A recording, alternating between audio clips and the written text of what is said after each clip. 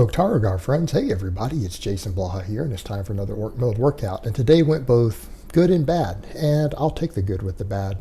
I went for max effort squat, which I'm doing once every 4 weeks, right? Because we're doing conjugate as far as the max effort lifts.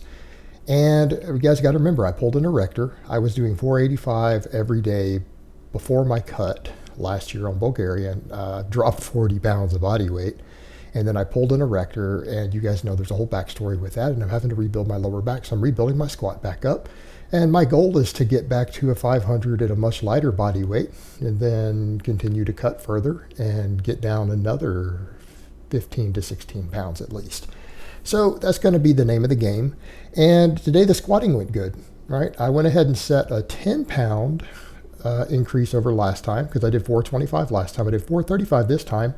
Here's me ramping up still with the 405. 405 was easy. So the 435 felt really easy with no form breakdown. So I went for another 5 pounds, and then we see my weakness come out. Now, I got both. I got the 440 also, but watch the difference here. Watch the 435. Watch the 435 versus the 440 that comes after. It's only a 5-pound increase, and then we see a shift in my bar path. You know, this is when we start getting above 90%. That's when you see weaknesses come out, right? This was perfect, right? Perfect. I have no problem with that. Now, some people say it wasn't perfect. Yeah, you guys are scrub noobs. You don't know how to squat. Here we see the thoracic rounding coming back out, particularly once I get halfway up on the concentric rep. Past the halfway mark, out of the hole, I'm fine. Once I get halfway up, we're seeing some of that thoracic spine rounding. And some of that's actually acceptable in powerlifting. People need to remember that. But it's getting to the point where you can see it coming out. So what does that tell us? My T-spine is a weakness on my squat. So what are we going to do? It means we need to attack our weak points. Attack the weak points, and that's what I'm going to do. That's what we're doing from here on out. We got back to a very high strength level last year, just doing Bulgarian training, minimalist training. Now I'm going to come back through and do concurrent periodization, and I'm going to go heavy on accessory work, assistance work, and we're going to get very strong in terms of relative strength, right? I'm going to focus very heavily on body composition over the next couple of years. And that means we're going to need to spend a lot of time doing hypertrophy and building up weak areas. Anything that's a weakness is going to need to grow. I have to make it grow. Deficit deadlifts. Went into a snafu today. Everything was good. And you guys will notice I'm rotating through the plate heights, and that's what we're going to do so that we break up any biological law of accommodation. I'm going to use minor variations in the deficit deadlift. And that's what people need to understand. These minor variations actually work. You don't need to rotate major variations in the exercise. You don't need to mess with bands and all that stuff to do all this, right? We can do this just off of different heights of deficits.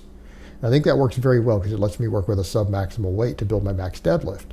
You know, we're going to build the deadlift off of good mornings, box squats, even my sumo pulls, deficit deadlifts, rows, all of that. But the deficit deadlifts are going to give the most transfer. These are going to give the most transfer. So we're going to pull these heavy. Now, this felt good, right? 485. It's like, okay, that's not bad off of a deficit. 485. Building back up. Because remember, the most I've hit is 505 since pulling my back with a normal conventional. So I thought, let me go for a 505. My hook grip gave out. Now, I feel like I should have chalked my thumbs better. But you guys watch what happens. It's instantaneous. When I get almost to the lockout, you guys notice the bar's not really slow. I'm strong. Like the lift was good. I lose the hook grip. Now, that means that my hook grip's not strong enough. That means either my thumbs weren't set right, my thumbs aren't tough enough, I need to continue to do more grip work. We need to work this hook grip because it's an instantaneous release. It doesn't even roll out. It's a free fall drop. Bam. Right? Free fall drop. Now, look at my shin. This is why we wear deadlift socks. And do you see those quads? My God, you see those quads when I'm coming up there? They are growing. But look at my shin. This is why we wear deadlift socks. Now, imagine if I had bare skin. That Adidas sock saved the hell out of my skin. And yes, it hurt. It hurt. So, today, we know that the hook grip needs work. I'm going to have to address that on its own. We're going to have to address that a lot more, and I'm going to have to get a better strategy to continue to improve that. We know that my T-spine is a limiting factor on my squat now, right? That's my weak link. We need to attack that weak link with all of our assistance movements and our accessory movements, right? This assistance movement, I'm going to do one of each today. Heavy safety bar squats. Now, people have commented on my snafu on the safety bar squat. I actually had someone come and tell me something the stupidest thing. Well, why'd you try to do the same weight you do on back squats with a safety bar squat? I didn't even get close. That safety bar squat was me losing it at the top with only 385. You guys just saw me squat 440. Right? These are hard. And here's the thing. This is really showing my weakness on the squat. Like I can feel my thoracic region feeling like it's going to snap when I'm doing these. That's only 365 for a double. Right here, I felt like the one single was all I could handle. So I actually took another 20 pounds off to do another triple. All right. These really make me feel that weakness that we saw with the 440. I can feel them so bad that it feels like my thoracic region is just going to break when I do these with anything moderately heavy. Like that was hard. And I could feel it just pulling that area. So these are going to help. I'm going to need to do more safety bar squats. I've got to build up my T-spine. Now I'm doing face pulls every day. That'll help some. Here I went down to 340. Now some people are like, where are you getting the 340? It's a 65 pound bar. So this would be 315 if it was a normal bar, but the bar is 20 pounds heavier. So actually it's not. It's 335. So it's not even 345. So that other weight was only what? 355? Yeah. So I'm just going with what feels about right. And I'm going to need to work with some percentages and stuff off of this. And I'm hoping next time I come in, I can hit that 385 and maybe 5 pounds heavier, the one that I really struggled with that lockout where I almost lost the weight on a max on it. Because we're going to do that in a couple of weeks, aren't we? Yeah, that's coming up. That's coming up. So I'm going to need to do those to fix that weakness. I've got to get my safety bar squat up. And then what do we do in here? High reps safety bar good mornings with that rounded upper back. Why? Because that really works the hell out of that area. It's working everything. Like again, my T-spine, my erectors, hamstrings, neck, everything. So again, this is going to be where we throw in the volume. The other stuff is just the strength work, really putting some heavy weight against that area in a movement that's going to, again, facilitate a better squat because that's a direct assistance movement. And assistance movements share a similar bar path. They have direct carryover. Accessory movements hypertrophy your weak areas specifically. Understand the difference. So we're doing both. We're going to do some of both. I've got to build my thoracic spine. I've got to strengthen it. I need to thicken it.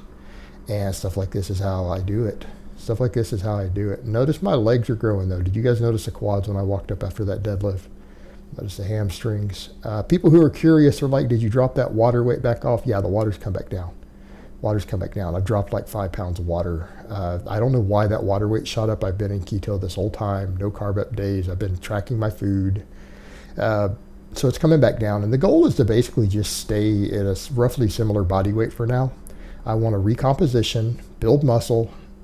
I need to keep my body weight at a certain threshold. I don't want it going up.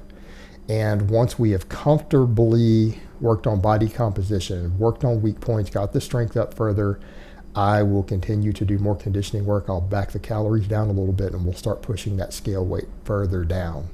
All right, but I need to keep building work capacity and strength. I need to make sure my muscle mass is all on point because I want to keep my metabolic rate as high as possible. So I'm still pretty much in a recomp at this point, but I think we're seeing a recomp. All right, I'm in the same body weight. I'm regaining strength, which means I'm gaining muscle, means I'm having to lose a little bit of fat with it, and that's good. That's what we want. And eventually I'll go ahead and peel down further and, we'll maximize body composition because that's going to be the name of the game at this point, guys. It is going to need to be about body composition. I need to be a good strength athlete, and that means I need to be in proper weight classes. I need to be strong for my class. And ultimately, that means I'm probably going to need to be all the way down into 198. I'm going to need to be under a 200-pound master's class. Realistically, at 5'9", if I'm going to not blast gear, I really need to be under 200 pounds. Just be realistic.